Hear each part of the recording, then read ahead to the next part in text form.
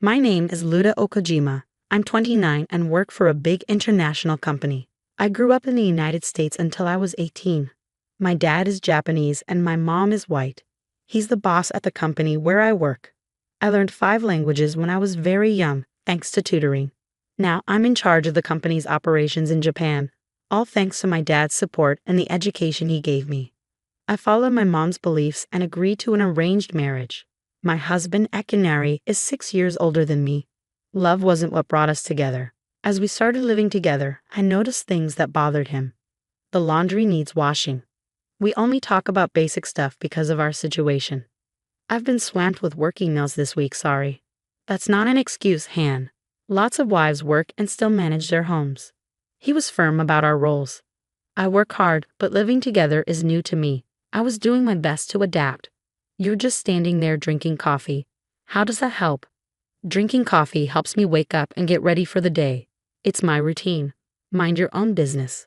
Akinari has always been like this since we got married.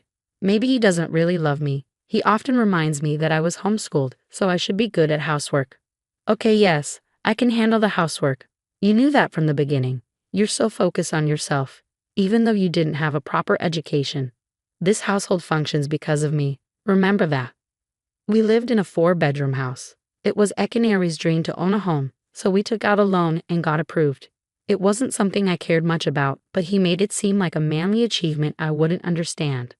We never really talked much about our jobs. Education isn't everything, I said simply. Are you testing me? You're belittling my education. According to you, the husband should be the main provider, and the wife should silently follow. Plus, you have a strong accent. People can barely understand you here. We're in Japan. He criticized me for everything. I grew up in the US, so my Japanese won't sound perfect. My mom helped me with pronunciation, but I speak 5 languages. I won't sound like a native Japanese because I'm not. He didn't know this, so he assumed I was unintelligent. I'm going to do the laundry. I'm off today, and Akinari will be leaving for work soon. He's a big germaphobe and always tells me you must bleach the toilet seat after every use. He washed me closely to ensure I cleaned everything after each use. When we moved in together, I used to wear shoes indoors, which is normal in America. Are you white or Japanese? Stop being gross like everyone in America. Take off your shoes, he snapped. In my mind, I thought, I am white. Half white. He was obsessed with cleanliness, always armed with hand sanitizer wipes and disinfectant. At home, he made me feel like I was the messiest person alive. Sorry for the germs, I'd say, wiping things down daily. Honestly, it got annoying. As I loaded the washer, I thought I heard him call, so I went to see what he needed. Did you call me? He snapped back. I did, but you took forever to come. You're just testing my patience. I couldn't hear you. I was doing laundry, and the machine is loud. I explained honestly. You couldn't hear over the washer? Are you deaf? You're pathetic. That's why people without degrees never achieve anything. My husband loved reminding me of my background. I couldn't finish my degree in the US because my father changed jobs. When we moved to Japan, I had to get a degree to work. I passed the entrance exam at a community college known for failures and dropouts. My husband graduated from the University of Tokyo. Coming from America, I didn't realize how prestigious that was until after we got married. But to me, a person's value goes beyond their degree. Is it really such a big deal that I graduated from a community college? What about all the other people in Japan who did too? Do you think less of them as well? I started questioning his values. What's the problem with being a community college graduate? There are many talented people in the world, no matter where they studied. In my company, there are even some who only finished high school, and they're doing great. I don't understand why he's so focused on appearances. In Japan, education is important. But doesn't everyone deserve respect regardless of their education level? I'm sorry, I didn't realize. Oh, so you went to the University of Tokyo, right? Isn't that like the top-notch education? The University of Tokyo? Ha, it's impressive. It's almost funny because you don't even grasp how amazing it is. I'm embarrassed I married someone not as smart as me. If it wasn't for our moms knowing each other, I wouldn't have gone through with this marriage. You don't deserve someone like me. He often talks about himself and points out what I lack compared to him. He enjoys making me feel inferior. In my opinion, people like him shouldn't be the most successful at their jobs. But strangely, his education seemed enough for him to succeed, even though I couldn't relate. I said, I get it. Someone like me doesn't deserve someone as smart as you. Whatever. Just listen to me. I went to the University of Tokyo, so I'll guide you. Just don't try to do things on your own. He's got a big ego and always wants to be in charge. I can't even slightly disagree with him because he always has to have the final word. Okay, time to head to work. Akinari grabbed his suitcase, leaving his coffee half finished, and dashed out the door. I glanced at the table and started tidying up. Isn't this table clean enough? I muttered to myself. 3 hours after he left for work, I got a call. Hello? What? With a subcontractor? Got it. I'll be there ASAP. My company informed me about a mistake found in an order with one of the subcontractors I oversee. They failed to deliver the materials we needed on time for our next project, which would now be delayed. To make matters worse, the materials are coming from overseas, adding extra time and cost. It was supposed to be my day off, but work couldn't wait. When I arrived, everyone was busy, and I immediately met with the team to assess the situation. I reviewed invoices and prioritized materials for the building starting construction soon. I managed a plan for the construction to start next week, but I knew the issue wasn't resolved yet. If the additional materials didn't arrive on time, it would affect future projects too. Normally, the subcontractor would handle such issues, but this time it fell on me. After a tiring day, I finally returned home from work, expecting a relaxing day off. I collapsed into bed and quickly fell asleep. Luda? I heard my name and stirred awake. I'm sorry, I must have dozed off, I said, though I wasn't truly apologetic. Still, Akinari was quick to judge. You're so privileged. You have a day off and can't even cook dinner for your husband. Instead, you sleep. He was already starting with a criticism, even though I had just woken up. I'm sorry, I had to go to work. There was an urgent situation. I explained, but he retorted, what kind of company calls its employees on their day off? I had a tough day too, you know. He always wanted his problems to take precedence. Perhaps he couldn't handle the idea of his wife being a better employee. It might have been his ego stemming from his prestigious alma mater, the University of Tokyo. Knowing his patterns by now, I tuned him out. Wait, it's 8 o'clock. I glanced at the clock and gasped. I've been asleep for 5 hours since I got home from work. The laundry I started this morning is still in the washer, and I haven't even made dinner. Suddenly, all the tasks I needed to do hit me at once. What are you waiting for? Make dinner first, then clean the tub. After that, do the laundry and the rest of the cleaning. There was a piece of your hair on the floor. It's filthy. His anger hadn't subsided, especially since I had fallen asleep. He never lifted a finger to help around the house since we got married, and he wasn't about to start now. He dictated my tasks and strolled into the living room. I hurried out of bed, washed my face, and started cooking dinner. Just as dinner was almost ready, Akinari's phone rang. It's me. It's happening again. Just stay quiet for now. Don't say a word. If they find out, we could be sued, and I'll bear the brunt of it. Be careful, he said, then abruptly ended the call. Who was that? Work? Did you mention something about being sued? Is there something going on? I already had a sense that something was going on after overhearing his conversation, but he refused to acknowledge it. Please just relax. It's not your concern. Besides, even if there was an issue, your small mind wouldn't be able to handle it, he retorted, hitting me with an unexpected insult. I seethed with anger but focused on getting through dinner without responding. I'm heading to the office, he suddenly declared, swiftly grabbing his phone and wallet. Before I could question him, he was out the door. I noticed he'd left his suitcase behind, and a file protruded from it. What's this? As I examined the file, labeled Okadera Mountain Resort Hotel Construction Plan Details, shock shot through me. I quickly snapped a photo with my phone as evidence before carefully returning everything to its place. By the time Akinari returned just before midnight, I was seething. I heard him announce his arrival and head toward the living room. Welcome back, I greeted him. I need dinner first, he demanded. I simply replied, I didn't make any. What? What did you say? You didn't cook? He raised his voice. Yes, I had something more important to attend to, I retorted. You're making excuses again. How much incompetence can one tolerate? That's why I can't stand you, with your community college background. I don't even care if we get a divorce at this point, he declared, his tone deadly serious. He was a staunch believer in patriarchal control, always insisting on having his way. I finally reached my breaking point and snapped back, "Fine, let's get a divorce." He was taken aback by my response. "Divorce? What?" he asked, bewildered. I pressed on, "You've been belittling me, making me feel unintelligent, but that's far from the truth." My words struck a nerve, leaving him puzzled. "What do you mean?" he questioned. "I haven't mentioned it because I don't care about school. But I actually attended Harvard University," I revealed. "Harvard? Do you even know what Harvard is?" His shock was evident. "Oh, didn't your mother tell you? I was born and raised in the US. I lived there until I was 18, I explained. "You, what? Are you serious?" Akinari looked pained. His ego took a hit. He had been proud of his degree from Japan's top university, but this revelation reminded him of even more prestigious institutions.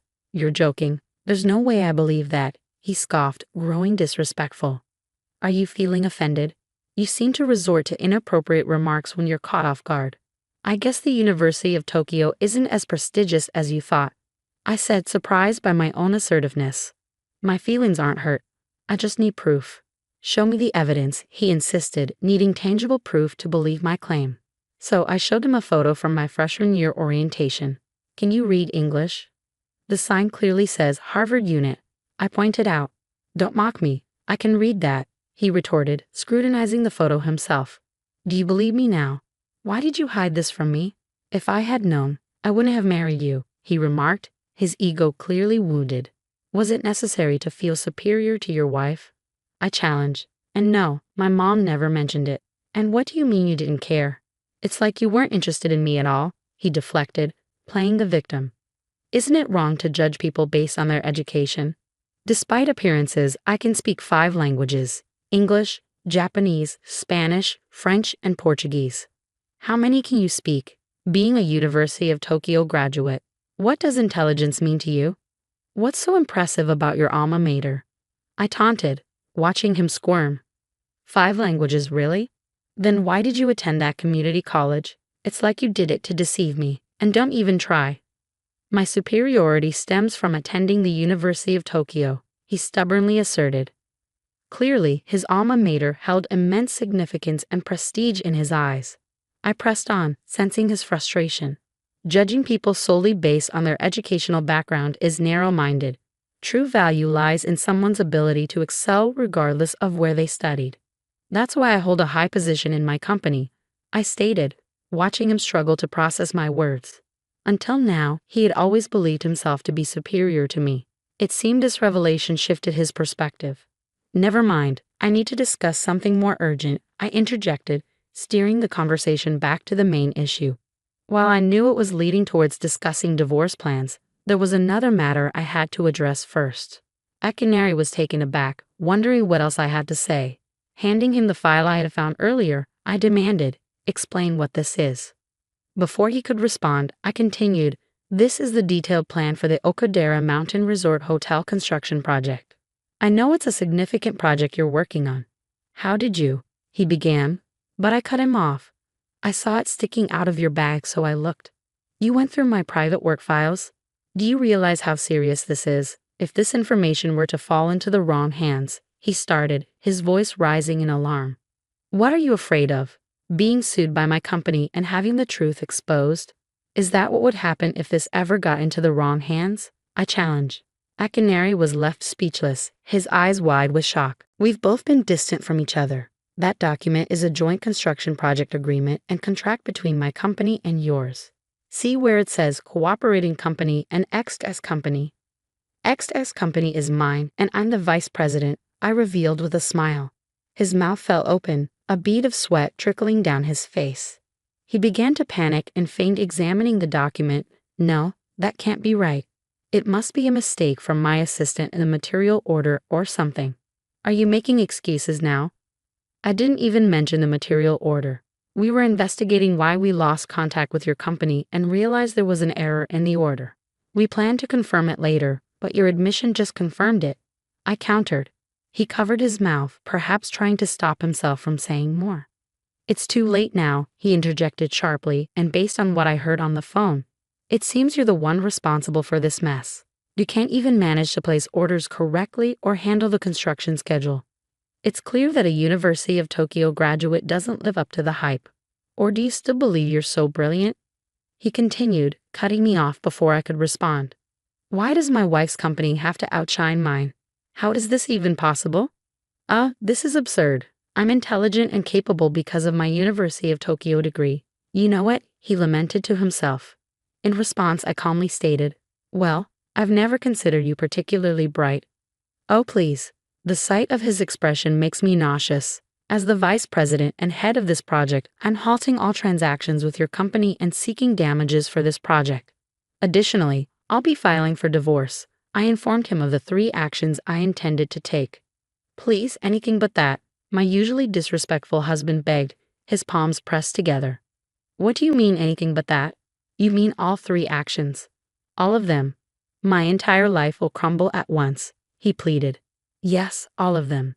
It seems it's not just one issue now, is it?" I couldn't help but chuckle at his incompetence. This time, as he watched me laugh at him, he felt a deep sense of shame. I no longer wished to be associated with such incompetence, whether as a couple or a company.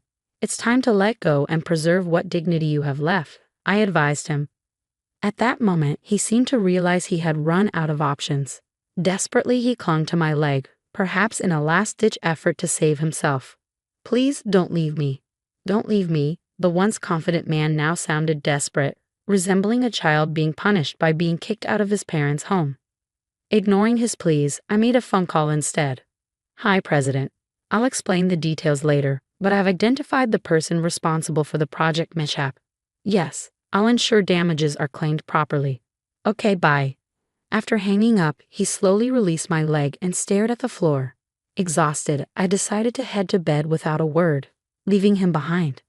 The next morning, my husband was nowhere to be found. Before heading to work, I stopped by the courthouse to obtain divorce paperwork, which I kept in my purse.